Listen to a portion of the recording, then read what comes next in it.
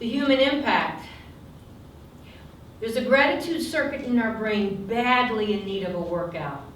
Strengthening that circuit improves health, both mental, emotional, increases happiness, and gives a stronger human connection. That's from Dr. Alex Korb, who wrote The Upward Spiral.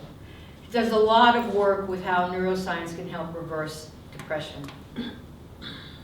I wanted to show you that I can disobey all the rules they tell you about putting together a PowerPoint slide. And this list here is only some of the areas that we now have a tremendous amount of research in the relationship between gratitude.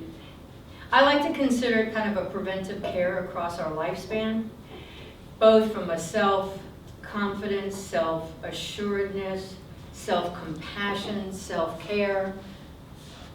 So holistic wellness comes into view. Post-traumatic stress, you're seeing and hearing probably a lot of that now from the effects of the pandemic. Yes, there's post-traumatic stress disorder.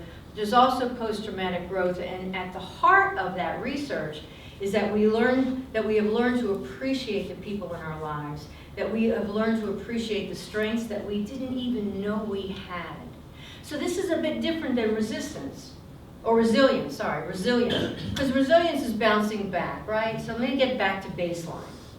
Growth, post-traumatic growth is almost a new awakening.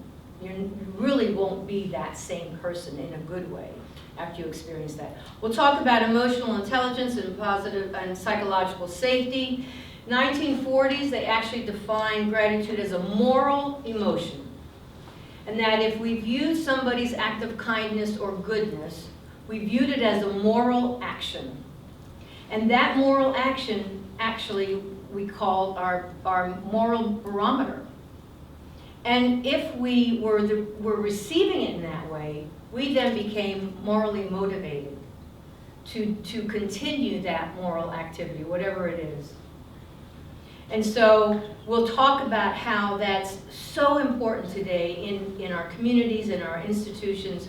We really are looking at what's the morally right thing to do. How can I be more humble in what I receive? It's called the social glue. And there's more research now on gratitude and grit.